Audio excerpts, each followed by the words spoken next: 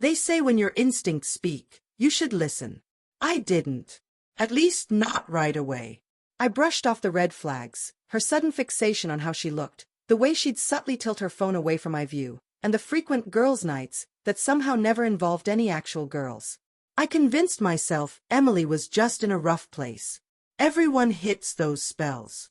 I wanted to trust her. I wanted to believe in our bond. We'd been married 7 years. Our lives had rhythm. Morning coffee shared at the kitchen counter. Midday texts. Quiet dinners at home. But lately, her smile stopped reaching her eyes. She was physically there, but mentally checked out. Our talks became shorter. Her touches, fewer. Still, I clung to hope. Until that one night rewrote everything. It was a Friday. She left the house dressed like she was meeting someone for the first time.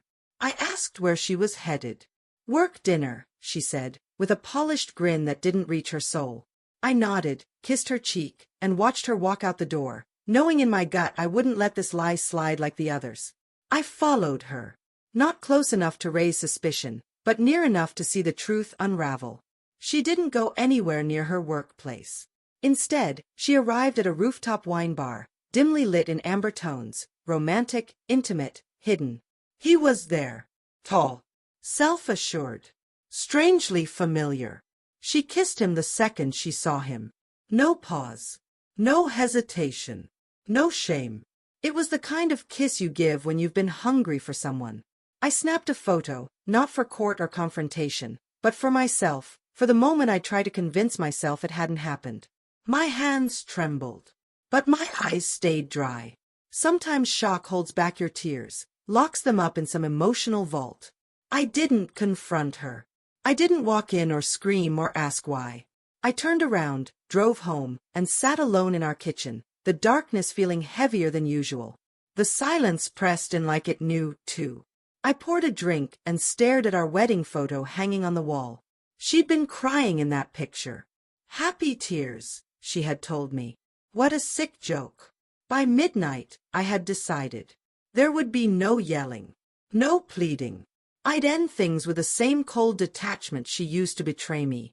I gathered every piece of meaning she'd cheapened, the photo of her with him, our wedding portrait, the vows she wrote by hand, concert tickets from our first date. All of it.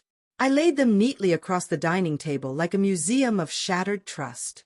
And at the center, I placed a letter I had just written. I read it through once. Then again. Folded it. It said everything that needed saying. Emily. You wore that smile while weaving lies. I saw you tonight. All of it. You didn't pause. You kissed him like no one was waiting at home.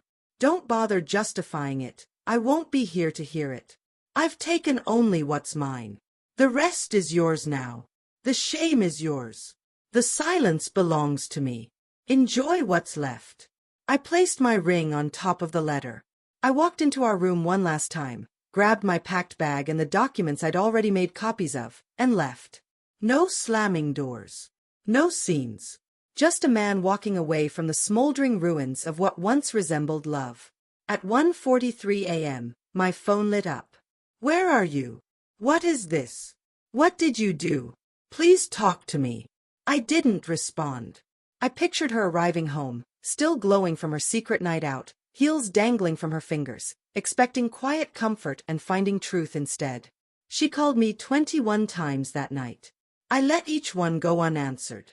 By morning, another message. I made a mistake. I didn't mean for it to happen like that. Please come home. We can fix this. But she knew the answer. Some things can't be mended, especially when the damage was delivered with a smile. In the days that followed, I moved into a small apartment across town. I told no one the truth, not even my closest friends. I wasn't looking for pity. I needed space. Space to remember the man I used to be before I became someone begging to be enough. Word got around. She reached out to mutual friends. Tried to spin her story. Said I was cold. Said I overreacted. But truth echoes. Quietly. Relentlessly. People noticed the shift in her. And slowly, even those who once admired her began to ask. What really happened? Now, when I look back, there's no bitterness, only clarity. I gave everything to someone who smiled while tearing it apart. But I walked away before she could destroy the last of it. Sometimes, the sharpest revenge is simply walking out and letting them drown in the silence they created.